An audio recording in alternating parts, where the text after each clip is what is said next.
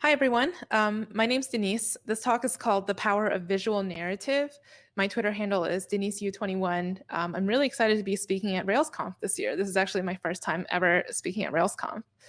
I want to start by just kind of diving straight in. I want to tell you a true story. In 2018, 3 years ago, it was crazy that was 3 years ago. In 2018, I was working at Pivotal as a software engineer. It was my kind of first big kid job. I was really excited about getting to work on so many cool products with really, really smart people. Um, the way that teams work at Pivotal, which is pretty similar to how teams work everywhere else in the industry, you have engineers and you have product people. And together we, build roadmaps, we figure out what to build for their customers, we work on prioritization. Typically, when you get hired in as an engineer, you stay an engineer. Typically, when you get hired in as a product manager, you stay a product manager. Even though there's a lot of opportunity to work on different projects, you typically didn't go between disciplines. So in 2018, because of random things that happened in our office, we suddenly had a shortage of product managers. And so the leadership kind of looked around the floor and they were like, what should we do? And so I raised my hand and I said, I'll be a product manager. It was a very rare opportunity, one that doesn't get afforded to many engineers, but I was really excited about trying out this brand new role. As excited as I was for it, I learned that this new product management hat surprisingly did not fit right away. There was so much to learn. I had just gotten comfortable being an engineer. And so I really felt that having laterally moved into product management, I was very, very much starting from scratch again. I felt really confused and lost most of the time. One of the things that I needed to do to be successful in my new role was communication. I considered myself pretty good at written and verbal communication already. I was on the debate team when I was growing up. I know how to talk to people. But turns out that that's different than what communication means within large organizations. There were key people that I needed to communicate with, customers, stakeholders. And at the time, our primary communication mechanism, because we were across many different offices and time zones, our primary mechanism was email. I was writing a lot of emails. But what I quickly learned is that people were not reading my emails. People kept coming and interrupting my team to ask the same questions over and over again. And those were questions that I had answered in my update emails. It felt as if I wasn't sending out those emails at all. That's how it felt. And for my product in particular, I was working on a super, super technical product. It was a tool that was consumed by other engineering teams so that they could also go on and build even more technical products. My product area was so technical and so hard to understand. So I kind of assumed that that meant there was no way to talk about the space without also being technical and dense and hard to understand. I thought there was no way that I could write these emails without them just being these hopelessly long walls of text that, of course, I realized no one was reading. At the time, outside of work, I was doing another activity. I had recently started attending a sketchnoting meetup, completely unrelated to what I was doing at work. And at the sketchnoting meetup, I learned that there's all different tools and tips and tricks that you can use to tell a story, but with art. So one day I decided, well, why don't I try drawing my update emails? Why don't I try using art rather than walls of text? At this point, I have nothing to lose. No one's reading my emails. So the worst that could happen is that people continue to not read my emails. And you know what? It worked. I started getting really positive feedback on my emails. People started reading them. My team was getting interrupted less. Basically, finding a different way to communicate what I thought was hopelessly dense subject matter ended up having a really transformative effect on my relationship with the other teams, but also my relationship to my job and to this entire industry, weirdly. I found that art was a really powerful way to just get someone's attention and get someone to open an email that they previously were ignoring. So I continue to pull on this thread a little bit. I continue to explore different ways that I could start incorporating art into my day-to-day work as a technical individual contributor. I started drawing my slides for conference talks. I started creating art for my own personal blog posts, for the company blog. For social media, for internal documentation. I would pair with other teams and try to capture things about what their teams were doing in the form of cat drawings. It was really fun, and I became pretty well known within the company. Not to like toot my own horn, but like people kind of knew me as like the go-to person who could create these fun and artistic artifacts related to the very technical and very dense domain where our whole company worked. So I leaned into this, like this idea of drawing technical concepts over and over again. I submitted a talk about distributed systems to DevOps Days London at the end of 2018. And I managed to get my talk accepted as one of only 16 full-length talks. And I learned that apparently hundreds of people had submitted for those 16 slots. I later learned from one of the organizers that the fact that I had promised to use cat drawings to talk about distributed systems was a key differentiator for my talk. At that point in time, I wasn't an expert in distributed systems. I was very much a student. I still had so much to learn, but the fact that I wanted to talk about subject matter that had been talked about, but in a different light, using a new way of communicating, using cat drawings. Like, who's ever done a talk about distributed systems and cat drawings, right? That was the thing that set me apart. I continued to iterate this talk. I submitted the same talk to SRUCon the year after, and I was really surprised to not only be invited to give the talk, but to give that talk as one of 2 closing keynotes for the entire conference. And I was pretty floored by that because I was like, I am not even a site reliability engineer. What am I doing here? I had a lot of imposter syndrome going into that. But what I learned was that there's a lot more to conference speaking if this is something that you're interested in doing. There's so much more to conference speaking than knowing about something. Of course, having knowledge or being willing to do the research so that you have the knowledge is really important. But conference organizers want engaging content that people will think about for days later. So in a lot of cases, I think that leaning into the non-technical skills that you have can actually be an enormous strength and differentiator. So I learned 2 things from this experience. The first was, as much fun as product management was, I think I'm going to stick with engineering for a little while.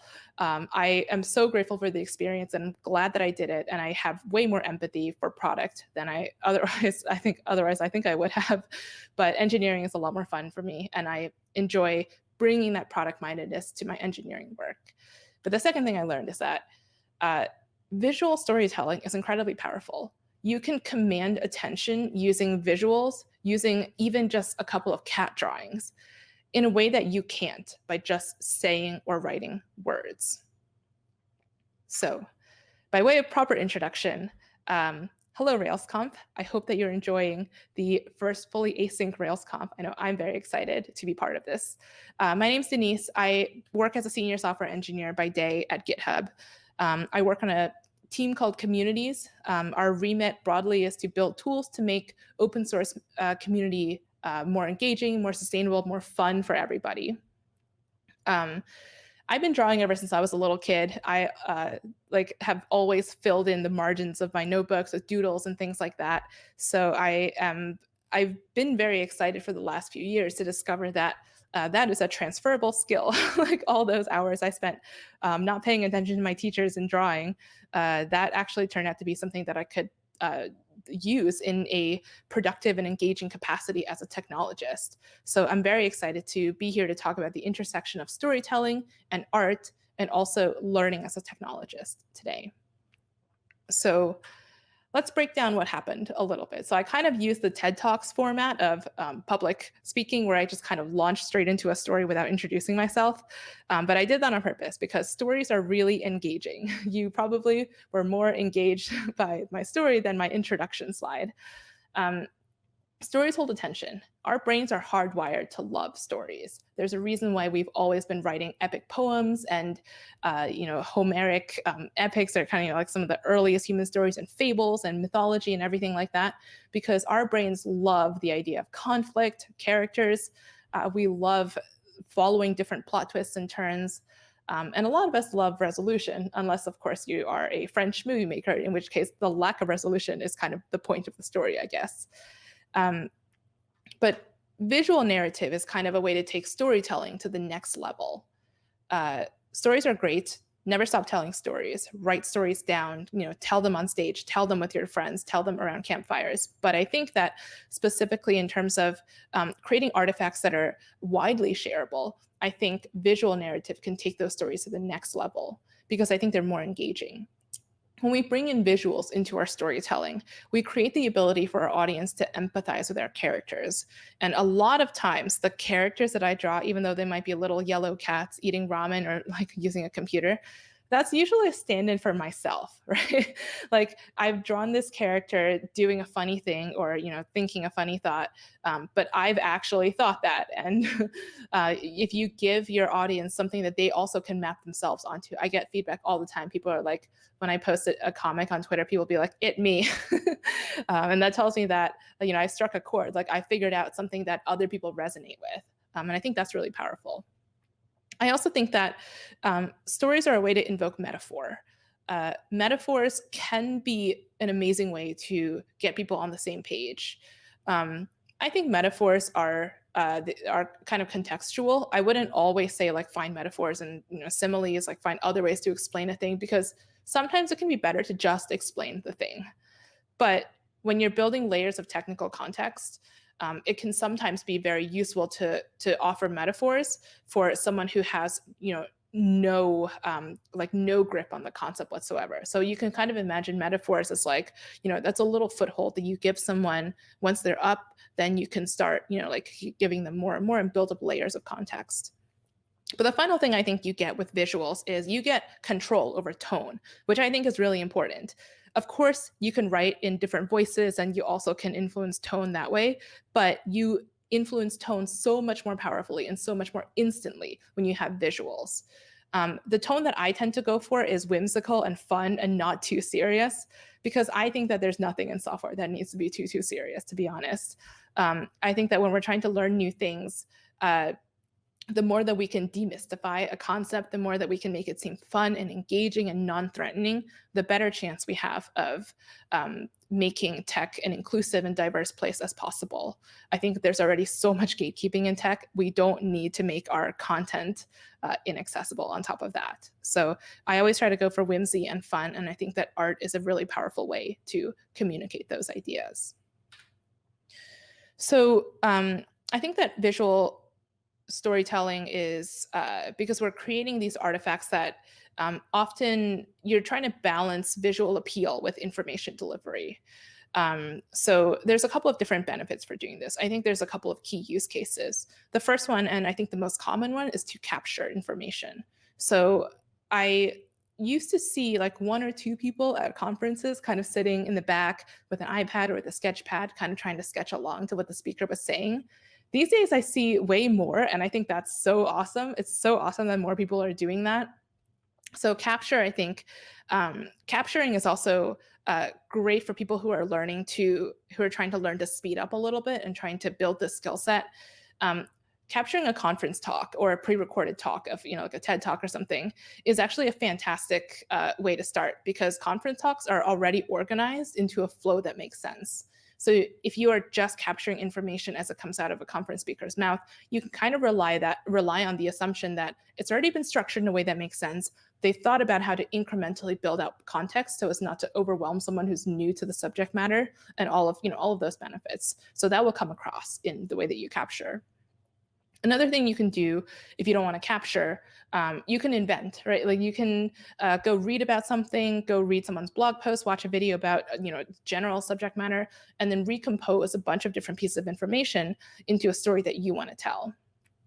So this, I think, does involve a little more invention. You do have to think about structuring the story. You do have to think about like, what are my entry points? What's my how fast am I ramping up information delivery and all of that stuff.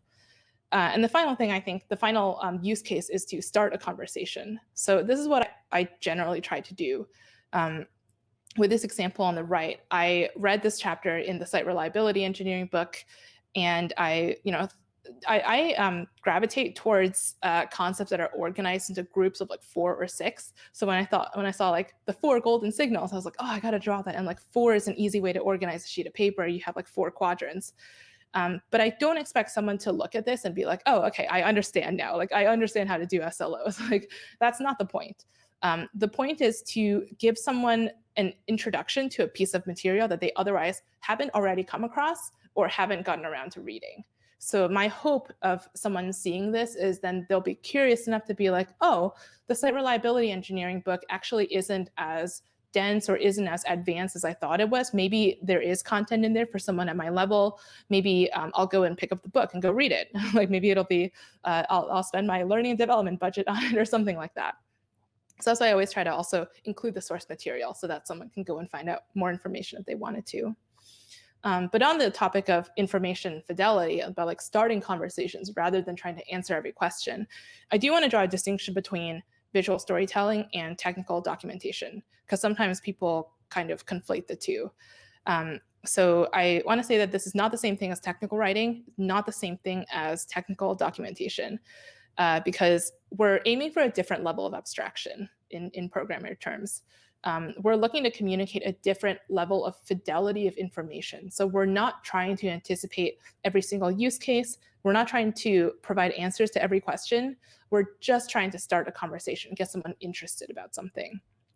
But I also don't like necessarily having this be compared to documentation, because I think that writing good documentation and good technical writing is such a specialized skill, and is one that already is so devalued in our industry. And I don't want to suggest that anybody off the street could do it, because you can't. I have so much respect for technical writers and documentation writers out there. They have endless patience in dealing with us engineers. So the thing that, this hobby that I do on the side to help myself learn is absolutely not what they professionally do. So the final distinction is, of course, we are aiming to build shared foundational knowledge. We're trying to get some of the same language on paper. And of course, we're not trying to provide every single detail. If they want every single detail, they can go read the docs. So I want to kind of close out this section by doing a little bit of reflection, I guess. I always get asked by people, what made you interested in doing this? Like, why do you still do it? Why have you made so many sketch notes? Like, how do you have the time to do this? So for me personally, and I think everyone's reasons are going to be a little bit different. For me personally, it's been a really great way to reinforce my own learning. I have a really hard time absorbing things that I read. So if I know that I'm going to have to draw it, I'm going to have to basically re-explain it in a way that I can remember or I can understand. I have a better shot at remembering the thing that I learned later. I also really like helping other people learn new things. Nothing gives me more joy than getting random messages from people saying, oh, I really liked your work, or I really liked your blog post or your tutorial. It helped me understand this concept. And I think that a lot of people kind of hold themselves back from writing the blog post they want to write or giving the conference talks they want to write, they want to give, because of this anxiety that something has, like, I want to say this thing, but it's already been said 20 times already. I can tell you from my own experience that you should say it anyway. Like, you should go write the blog post. You should go give the conference talk anyway, because the way that you say something might be the way that helps, that finally clicks for someone. So for me, like, communicating things in visual narrative, drawing stuff, I don't expect that to, necessarily be a clicking moment for people, but I hope that helps someone to discover a resource that will make it click for them. And also, I've been surprised by how effective of a networking tool drawing is. And this sounds a little bit cynical, but when I first started going to conferences and sketchnoting other people's talks, sometimes I felt a little awkward going up to them at the end and being like, I drew your talk. But every time I did that, either in person or on Twitter, every time I did that, I never encountered a negative reaction. Like, no one is ever going to be mad that someone sketchnoted their talk. And in the beginning, I was not good at sketchnoting. Like, my drawings were really, really messy. They were all in like highlighter green. They were really ugly. But the fact that someone else paid enough attention to the things that you were saying, the talk that you took time to put together, and then they created their own artifact of it, that's so meaningful. Like, people love when you do that. And so I've kept in touch with a lot of the people that I met at conferences, and some of them have become like really, really great I guess, like tech friends, professional friends, whatever you want to call them. And I feel like those are conversations and those are friendships and acquaintances that I otherwise would not have made had I just been another person in the audience. So if you're looking for, a way to kind of fast track, I guess, your network building, sketchnote people's talks and show it to them. Like that is an amazingly effective accelerator. I know it sounds weird, but it has worked for me. So I want to spend the second half of this talk sort of going through building blocks, because I often get the question, okay, so I know how to doodle like a thing or two. How do I make it look like that? I want that look. So like that effect of it being a sketch note, it being like a visual story. So I think there are a couple of constituent parts to it that I'll quickly go through. This is not going to be like a hands-on interactive, because we don't have time for that, but I'll link you to a workshop that I did do at the end of this talk that you can follow along at home. So I think there are 4 key building blocks: characters, which we've talked about a lot, headlines and signposts, quick and understandable representations, and visual flow. So let's go into each of those one by one. So we've talked about characters a little bit. I hope and think that everyone at some point in their lives have drawn a stick person. And if this is where your artistic ability is at today, that is totally fine. You can stay here. Stick figures are legit. Stick figures give you everything you need. It gives you, you can put faces on them. You can have them doing like funny dances, like interacting with objects. They really have it all. Like you don't really need to iterate beyond stick people if you don't want to. Like XKCD and like real webcomics out there, just use stick people and it's totally fine. But if you want to put a couple more tools in your toolbox, another common device that I see in sketchnoting circles is star people. They're very similar to stick people. They just have slightly fleshier bodies, kind of like starfish-shaped arms and legs. They're a little more fun, I think. I think they have a little more like attitude than stick people, but they're, it takes a little bit of practice to get them down quickly. And finally, tooth people. Tooth people, I think, are even faster than stick people or star people to draw because they're literally just like a circle and a D on its side.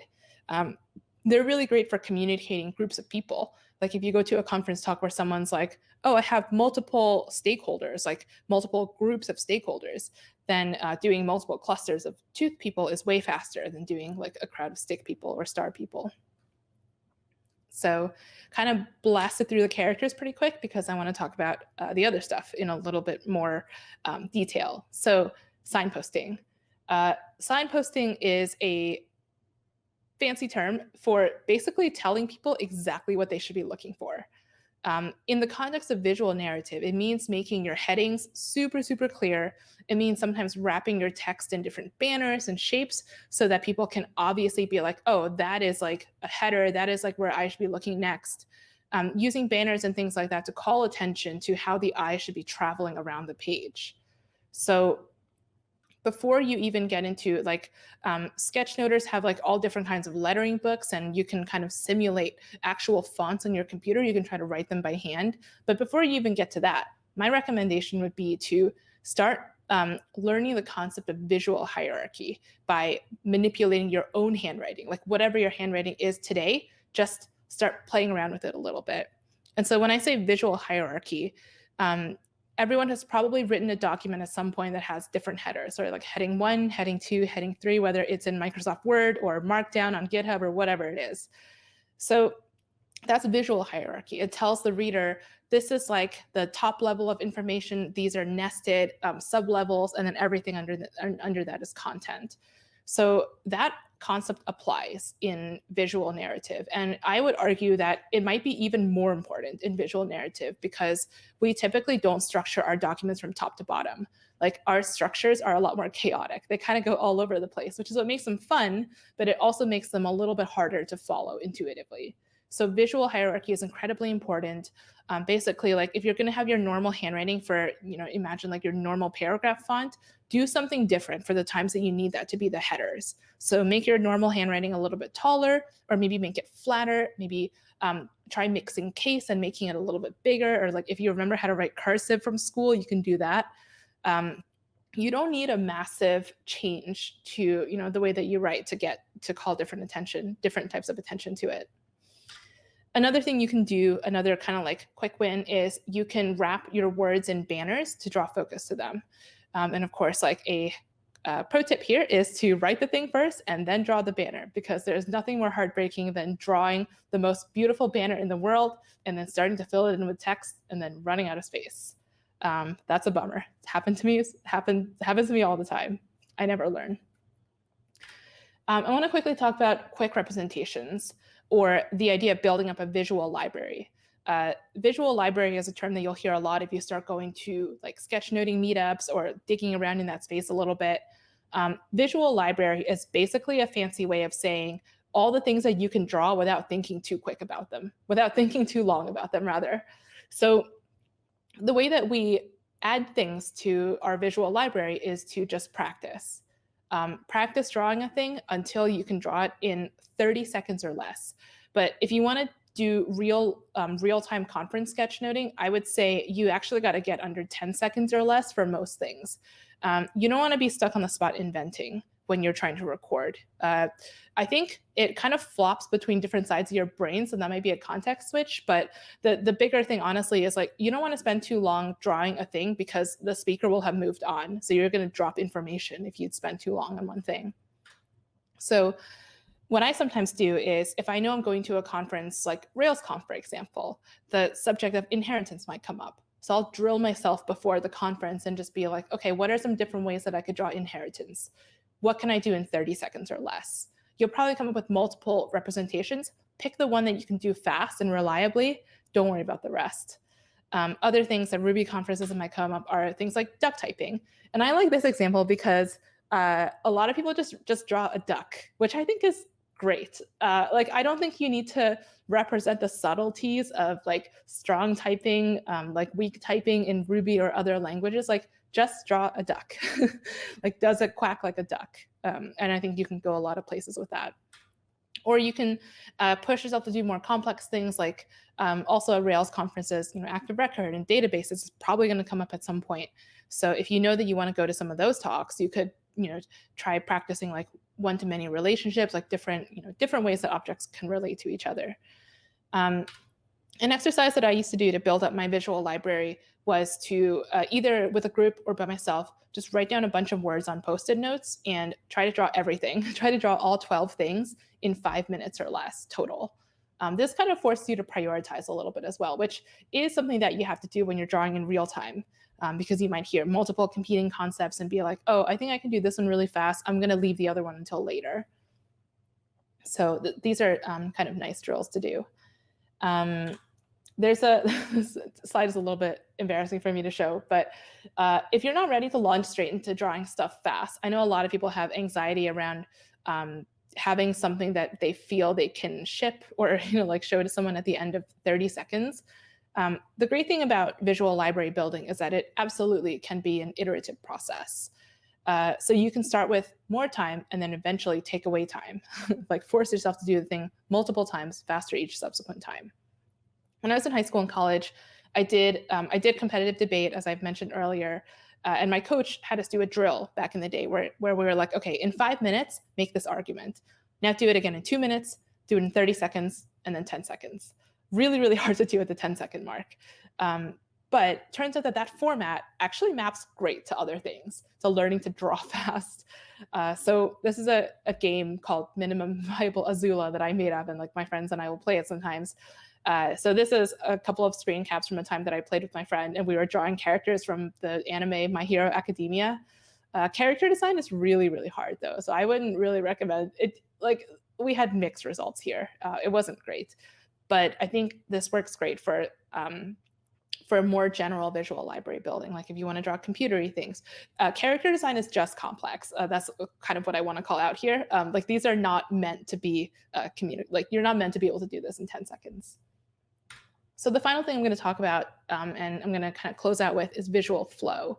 And I think this actually is the most important skill because, well, I don't know, they're all important, but this one is the thing that kind of like makes something feel like a sketch now. Like, it becomes identifiable. It's like, oh, it's one of those types of artwork. So Visual flow is basically using every device in the toolbox to be super, super explicit about what content is related to each other, what's not, and what order should I be consuming things in. Definitely use this in conjunction with like a visual hierarchy, different font faces, different letter sizes. So in this example, I used numbers and little arrows and like large bubbles around each category. Be like, all of this is related to reproducibility. All of this is related to agility. These are organizational techniques. Absolutely not cheating. Sometimes people are like, oh, well, if I didn't group the elements together in a way that makes sense on its own, and I have to go back with color, then it's cheating. But it's not. Like it's another as the more that you can help someone figure out what order they're meant to be looking at things in, that's better. Like it's all about clarity of communication. So you can use big numbers and boundary lines. You can also use arrows and bubbles, pretty similar to the one before. This one's a little more chaotic than the last one, actually. But be super, super explicit about telling the eye where to go next. If you decide to start using digital, so I'm going to anticipate a question now. I use an iPad Pro with an Apple Pencil and the app Procreate. So that's how I do my digital drawing now. You can use background layers and different like transparency layers to achieve some of the same visual guidance effects, but with fewer of the hard lines on top. So of course, this is very hard to do when you're, like doing on pen and paper, because if you start coloring under black lines, they're going to smear. But digital media lets you do this. Digital media also can really trip perfectionists up. I'm a massive perfectionist because it's so easy to erase. Like it's way too easy to start going to like fixing mode when you're digital. So that's the one caveat. I think I'm more likely to just kind of like always roll forward, like just keep going when I'm just pen on paper. But you got to work, figure out what works for you. So the one final reflection here is, of course, like we've been stuck at home for a very long time.